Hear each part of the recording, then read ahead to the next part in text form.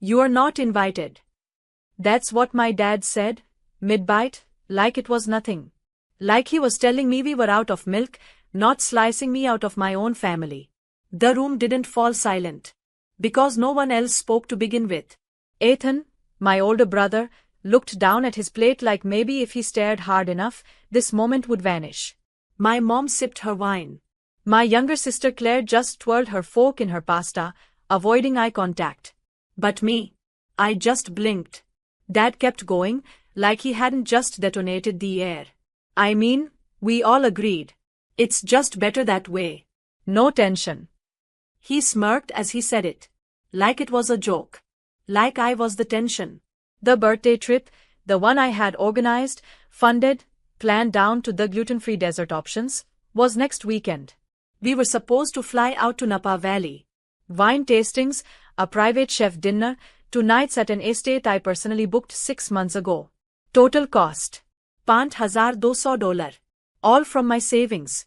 It was supposed to be a surprise gift for Dad's 60th. A way to say, see, I do care. I'm trying.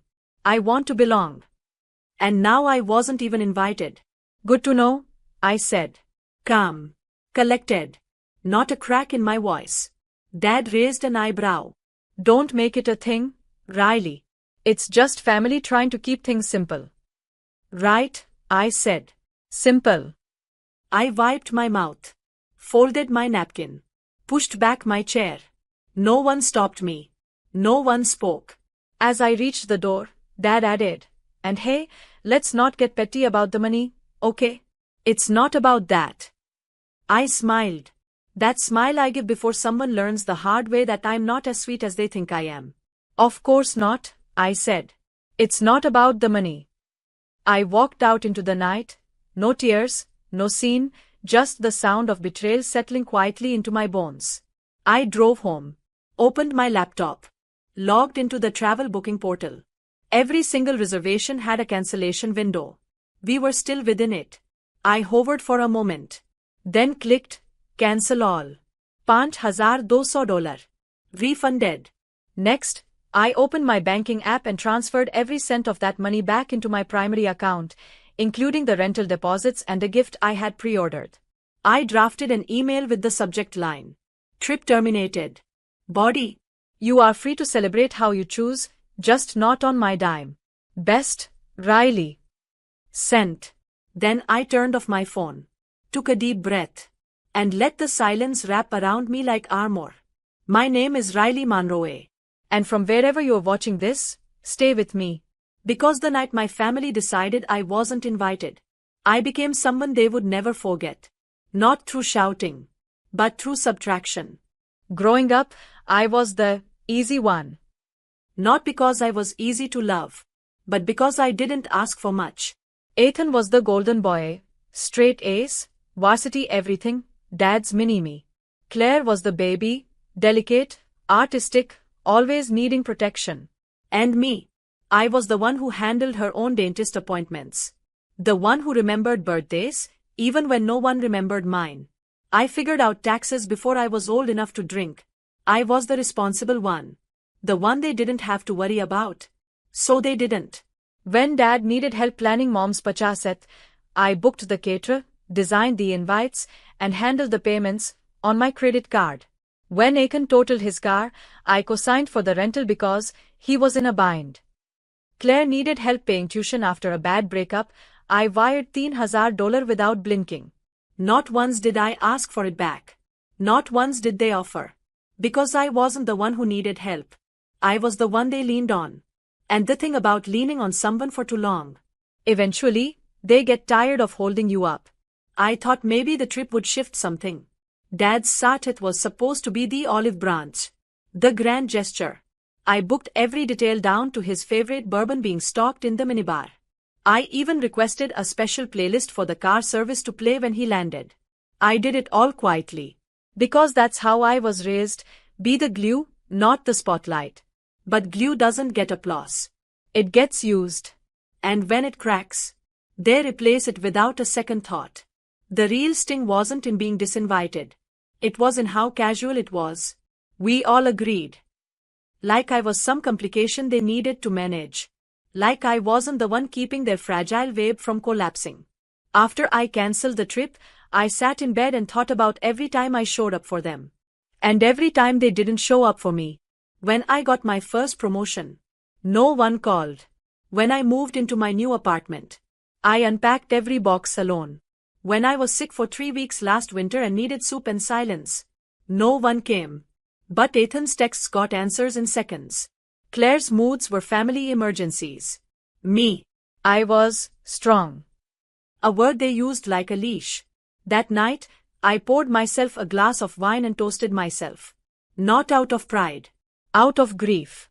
Because I finally saw it clearly. I wasn't part of the family. I was adjacent to it. Useful. Reliable. Replaceable. But not belonging. And now they were about to find out what happened when the afterthought daughter finally thought of herself first. No drama. No revenge. Just consequences. Quite ones. And trust me, they echo the loudest. It came at रात के 10:47. A text from my dad. Hey, just wanted to follow up. It's probably best you don't show up at the party. Less tension that way. Hope you understand. That was it. No, thank you, for organizing the entire trip. No, sorry, for blindsiding me at dinner. Just a cold, clinical boundary from the same people who had never respected mine. I stared at the screen, reading the message over and over. Hope you understand. What exactly did he think I was supposed to understand? That I was inconvenient. That being around me was somehow a risk. That removing me from the celebration, the one I planned, was for their peace. I didn't cry. I thought I would. But I didn't. Instead, I opened the vacation folder on my desktop and highlighted every line item I had organized. Flights for 5. Estate rental confirmation. Chef deposit. Custom cake order. Vanilla bourbon with dark chocolate ganache. Dad's favorite. And then I opened my banking app again. A new notification. $5,200 refunded, pending clearance. I had it all back. The money. The power. The peace. I took a screenshot of the refund confirmation. Just for me. Proof that when you remove me from the guest list, you also lose access to the gift bag. Then I opened my email and found a group thread I'd created weeks ago. Subject, Dad's 60th birthday, itinerary finalized. I hit, reply all. Deleted the original message. Typed a single sentence. Plans have changed. The trip is cancelled. Good luck figuring out your own celebration. Attached the refund screenshot. Hit send. Then I texted Dad back. You're right. Less tension this way. Enjoy the party, if it happens. No emojis. No exclamation point. Just enough edge to let him know that the girl they used to rely on. She would checked out. And she wasn't coming back. Then I powered off my phone. No more messages. No more justifications. I lit a candle. Put on my softest hoodie. Watched the quiet fill my apartment like a balm. They had made their decision. I had made mine. And now, we were all going to sit with the aftermath. Except I had wine, Netflix, and a full refund. And they had a birthday disaster on the horizon, and no one left to fix it. I woke up to silence. The kind that follows a bomb, not the kind that brings peace. My phone stayed off. I needed one more morning to myself, free from their guilt grenades and manipulative group chats. I made breakfast. Took a long shower. Watered my plants. Then, at subah ke 11:02, I turned my phone back on. It lit up like a Christmas tree on fire. Voicemails. Missed calls. Texts stacked like dominoes. 23 missed calls. 17 from Dad. 2 from Mom. 4 from Ethan. Claire hadn't called, which somehow made it worse. But what stopped me cold wasn't the number of calls. It was the message that sat quietly between the alerts. From Ethan. They are freaking out. I didn't agree to that. Please talk to me. That was it. No drama. No defense. Just quiet recognition that I hadn't imagined it all. Someone else had noticed the smirk, the dismissal, the unfairness. Still, I didn't respond. Not yet. Instead, I opened my inbox. One new email. Subject: Trip termination confirmed. It was official. The flights were refunded.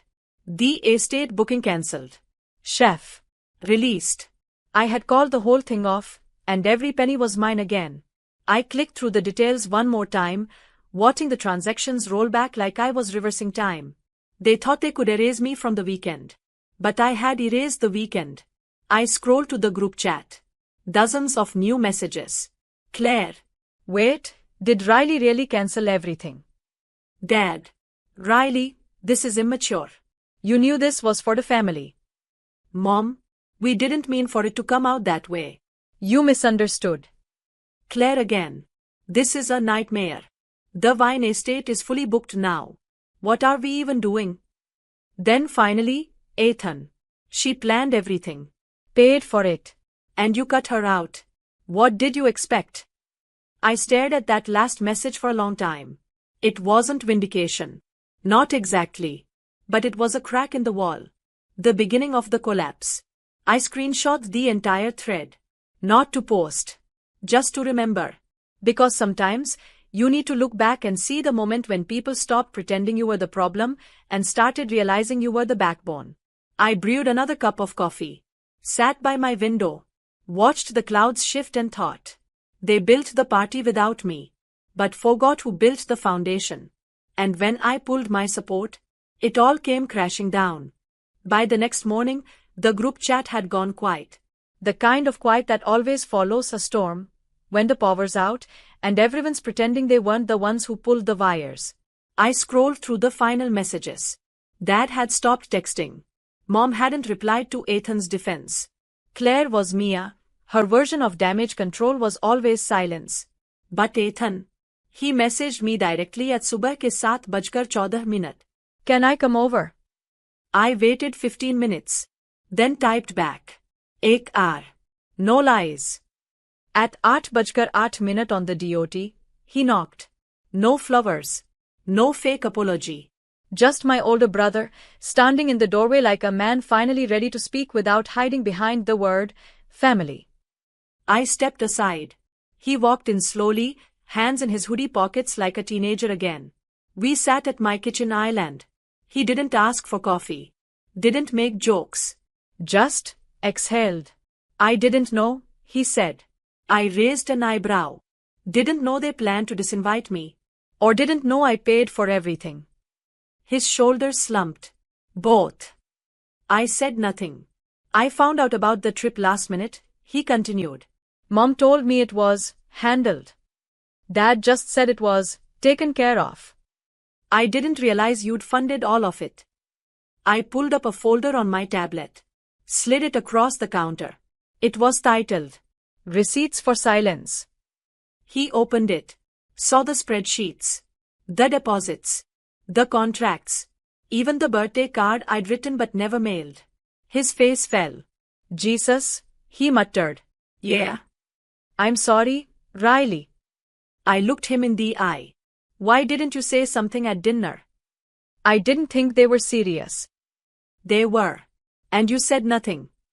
He nodded, shame thick in his throat. I have always known they treat you differently, he admitted. I just never knew how deep it went. It went $5,200 deep, Ethan. He flinched. I continued.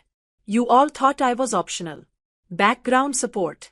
But when I walked away, the entire celebration crumbled. He swallowed. I'm not asking you to fix it. I just wanted you to know. I see it now. What you have been carrying. For a moment, I softened. Because I remembered being kids, how he used to sneak me candy when I was grounded, how he let me tag along with his friends even when it annoyed him. He wasn't the enemy. But he'd been a bystander for too long. I didn't need a hero, I said. I just needed a witness. You have one now. He reached into his pocket. Pulled out an envelope. This was for you. From Grandma. She wrote everyone letters before she passed. Mom never gave yours to you. My breath caught. I opened the envelope with shaking hands. Inside, a card in Grandma's shaky handwriting. Riley. They won't always see your worth. But that doesn't mean it's not shining. You were never hard to love. You were just hard to control. And that scared them. Love always. Grandma. The tears came. Not for the family that betrayed me, but for the woman who saw me, even when I wasn't invited to the table. I looked up at Ethan. Thank you, I said. He nodded. You deserved to hear that. And for the first time in years, I felt free. Because I hadn't just reclaimed my money. I'd reclaimed me. 3 days after Ethan left my apartment, the ripple effect hit full force. It started small, a tagged photo I didn't expect. Ethan had posted a throwback of the two of us as kids, sitting in a blow-up pool, smiles wide and wild. The caption. She's always been the glue. Sorry it took me this long to say it. It was subtle. Quiet. But the comments lit up. Aunt Marlene. Wait, Riley planned a trip. Cousin Jamie. This explains so much. Good on you, man. Even Mom's friend Janet commented. I knew something felt off about the party talk. Poor Riley. I didn't post anything. I didn't have to. Ethan's one gesture opened the door, and what came flooding in was decades of hushed acknowledgments finally finding words. I started receiving texts from extended family. I never knew you paid for Claire's tuition. Your mom told us the vacation was a gift from your dad's company. You deserve better, Riley. I responded to none of them. Because the time for validation had passed. I wasn't interested in being seen now that I was gone. But I did make one move. I uploaded a single Google Drive folder, titled, What Riley Paid For. It wasn't public. Just sent directly to the family group chat, no commentary, no warning. Inside, neatly labeled PDFs of every major expense I'd quietly covered for the family over the last 7 years. Ethan's car rental after the accident. Claire's emergency tuition deposit. The wine tour, the rental property, the chef, the flights. Even a $700 emergency vet bill for mom's dog, which she swore she would handle next month. The document ended with a simple line. Not for reimbursement. Just for record. Next time you divide the guest list, remember who footed the bill. Claire messaged first. I didn't know about half of this. I'm sorry. I left it on read. Mom didn't message me at all. But I did get a call from a private number later that night. I didn't answer. The voicemail was brief. Dad, clearing his throat. We were wronged. You didn't deserve that. I know saying sorry isn't enough. I don't expect you to forgive us. Just know that we are sitting with it now. Sitting with it. Good. Because I'd sat with it for years. The birthdays I spent alone. The way every celebration was an obligation I funded but wasn't invited to enjoy. The silence they gave me in return for my sacrifices. Now, let them sit in the silence I left behind. Let them sit in the reality where I was no longer their financial safety net, their party planner, their invisible fixer. Because I had pulled the curtain back. And what they saw wasn't just the receipts. It was the reality. I was the one who kept them from falling apart, not with nerves, but with quiet, consistent love. Love they mistook for obligation. But that chapter was closed now. And the next one. It had my name on the door. I spent Dad's birthday weekend exactly how I wanted. Alone. And unbothered. The Sam Vineyard estate I'd reserved for the family. I rebooked it for one. Just me. They lost their invitation. I claimed the destination. The moment I stepped onto the property, the concierge greeted me with a puzzled smile. We were expecting 5 guests. Change of plans, I said. The guest list shrank, but the celebration got better. I spent the first day sipping aged Cabernet on a private balcony, curled up in a cashmere throw, watching the hills roll with the wind. No tension. No guilt. No one asking what time the shuttle was coming. The chef I'd hired? Still on call. I texted my preferences. He prepared an exquisite solo dinner, seared salmon, wild mushroom risotto, creme brulee. I toasted with sparkling rosé under the stars. To endings, I whispered, glass raised. To the silence I no longer have to explain. The next day, I booked a massage, then wandered the vineyard rows barefoot, laughing with the staff who asked if I was celebrating something. I told them yes. Freedom. Later that night, I took a photo, the fire pit behind me, wine in hand, no makeup, just peace. Then I posted it to Instagram with the caption, "I wasn't invited to the party, so I threw my own." Funny how you celebrate louder when you are not paying for someone else's silence. By morning, it had 12,000 likes. Strangers flooded the comments. This is art. Teach me your ways. You are my new role model. They didn't deserve a seat at your table anyway. Even Ethan commented, Proud of you. Claire messaged too. That post hit me hard. I hope someday we talk. For real. I didn't reply. Not out of anger. But because sometimes, the best reply is space. I checked my inbox. An invitation from a women's conference to speak on financial boundaries and reclaiming identity. Subject line. Your story matters. And others need to hear it. I stared at it for a long time. Then clicked, accept. That evening, I walked down to the private tasting room where the staff had set up a birthday cake. For me. Not because it was my actual birthday. But because I requested it. Because I finally understood something profound. Celebration isn't about balloons or invites or other people saying your name. It's about claiming your worth, loudly, softly, and without apology. And I wasn't just celebrating a cancelled party. I was honoring the girl who used to beg to be seen. She didn't beg anymore. She booked the room.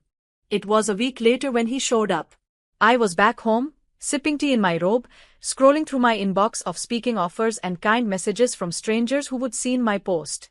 And then, a knock. Not urgent. Not loud. Just steady. I opened the door to find Ethan standing there, hands in his jacket, eyes tired but clearer than I'd ever seen them. I figured you'd open it, he said. No one else would. I stepped aside. Silent. He handed me something wrapped in tissue paper. A small package. I peeled it open slowly. Inside was a framed photo. Me, Grandma, and Ethan, taken 10 years ago at the lake house. I'd forgotten this photo even existed. I was laughing in it. Not smiling politely, laughing. Mouth open, joy real. Grandma always kept that one on her dresser, he said. After she passed, Mom packed it away. I found it in storage. I stared at it, throat tight.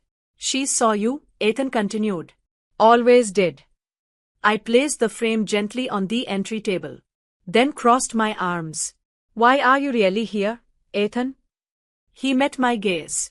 To say what they won't, he said. That we failed you. Not just with the trip, with everything. We made you feel optional. But you never were. You were, the core. I didn't cry. But something shifted inside me, like a door creaking open that had long been locked. I don't need an apology, I said softly. I needed this. Truth. Without the strings. He nodded. There are no strings left. Just regret. And maybe hope.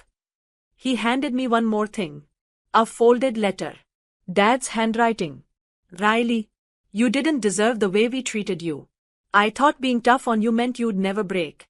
But I see now, I was breaking you just by expecting you to hold everything. I'm sorry. I was wrong. You deserved better than the silence we gave you. No manipulation. No, but just a man who finally understood the damage he helped create. I folded the letter carefully. Then looked Ethan in the eyes. I'm not coming back, I said. Not to fix. Not to rescue. If I come back, it'll be as a guest. Not a lifeline. He smiled. You have always been more than a lifeline, Riley. You were the lighthouse. I didn't know what to say to that. So I hugged him. Briefly. Tightly. Then I closed the door. Not in anger, in peace. I walked to the living room and placed the photo beside Grandma's letter. Sat on the couch. Let the sun spill over me. I had no party to plan. No crisis to manage. No guilt to carry. Just space. And in that space, I finally heard the quiet I'd been searching for all my life. Not absence. Not exile. But clarity. Because I wasn't disinvited. I just chose not to sit where I was never respected. And when I walked out, I didn't leave the family. I left the fiction. And in doing so, I wrote something real.